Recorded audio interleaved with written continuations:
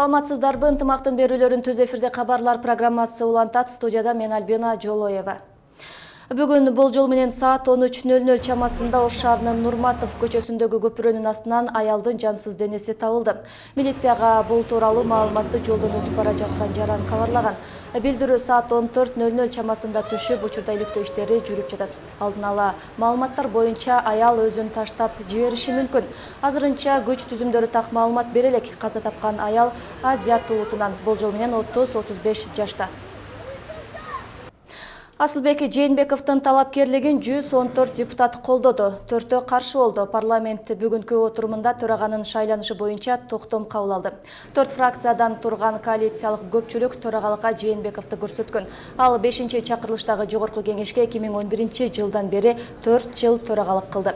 Эксперттер Жээнбековду кыргыз парламентинде эң узак мөөнөт иштеген төрага болгондугун белгилеп жатышат.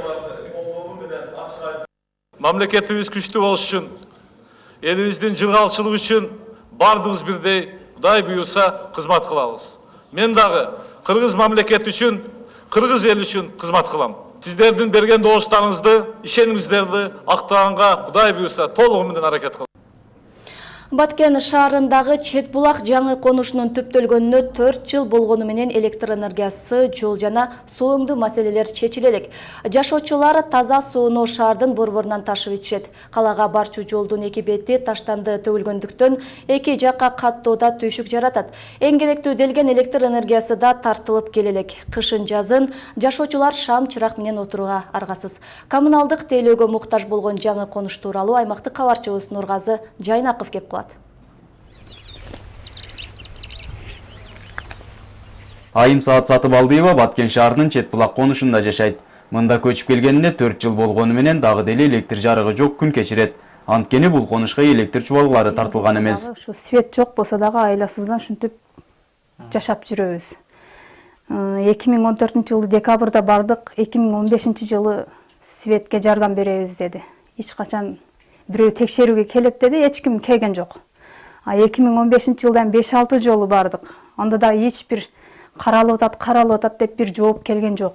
Же текшерүү келген жок. Чет булак кварталындагы жаңы конушунда 100гө жакын үй болсо, шарттын жоктугунан 5-6 гана кожолук жашайт. Жашоочулардын маселеси электр энергиясы тартылып келсе эле чечилип калбайт. Себеби таза суу менен да камсыз болушкан эмес. Ичүүчү сууну шаардын борборунан ташып келишет.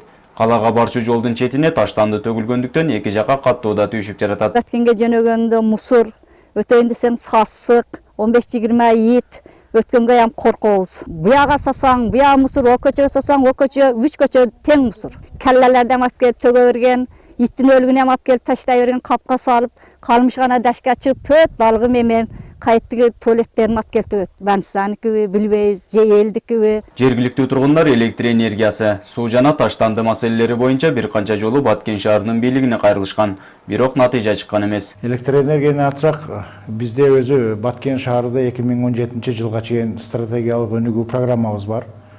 Ал жерде шаардын өнүгүү деген программанын бир өзүнчө бөлүгү бул Баткен шаардагы бардыгы жаңы конуштарда жашоочуларга шарттарды түзүп берүү максатын койгонбуз. Бул максатка 3-4 бөлүктөн турат. Ошонун ичинде бирөө электр энергия менен камсыз кылуу, жол шаяктарга куруу, анан ошол жака таза сууду алып баруу. Бул алдыңкы план ушулар. Бир гана Чет булак эмес, ар бир айылдагы жаңы конуштарды жаңы линиялар менен, жаңы 10 киловатт аба чубалгысы 0,4 трансформатор менен камсыздоо боюнча план түзүлүп, ошол план боюнча иш жүргүзөбүз да. Анан эми кичине убакыт керек буга, ушул убакыт Кудай кааласа булар болот деп ойлойм да. Баткен шаарынын стратегиялык программасы ишке ашканга чейин дагы 2 жыл убакыт керек. Айтылган убакытка чейин аталган конуштун тургундары электр жарыгысыз отурушу мүмкүн. Ал эми суу жана таштанды маселесин чечүү 2016-жылга калтырылган. Нургазы Жайнаков, Жыргал Абдыжалил уулу, Ынтымак, Баткен шаары. Жергиликтүү коомчулуктун мүмкүнчүлүктөрүн күчөтүп, алардын иш аракеттери менен жакырчылыкты кыскартуу долбоору жыйынтыкталды. Анын негизинде аткарылган иштер тууралуу бүгүн маалымат жыйынында өттү. Фермерчиликти өнүктүрүү аракети Ош облусунун өзгөн Кара Суу, Арабан жана Нукат райондорунда жүргөн.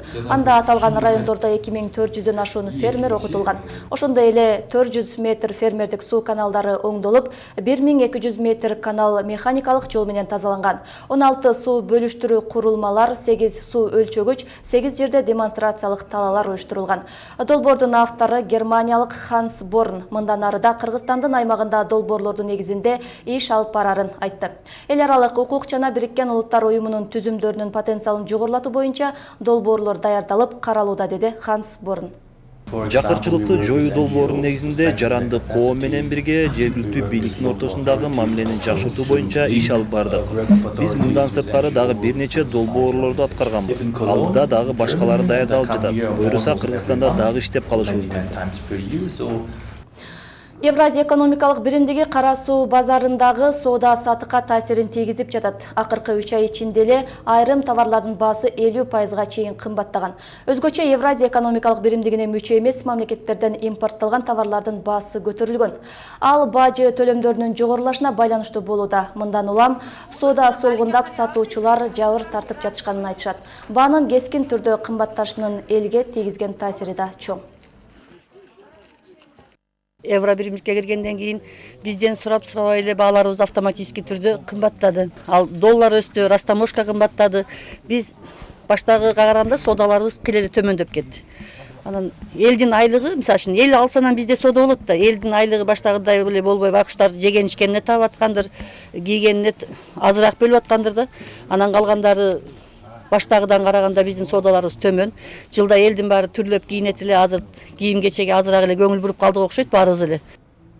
Мындай катаал шарттан кантип чыгууга болот жана анын себептерин экономика адистери, эксперттер менен бирге иликтөөнү кененирээк кечки чыгарылышыбыздан көрө аласыздар. Бул сиздерге жеткирип үлгүргөн акыркы кабарлар болду. Ушул жана башка жаңылыктар биздин сайтта да жайгаштырылган. Маалыматтар менен кененирээк ынтымак Чекит КЖ сайтынан тааныша аласыздар.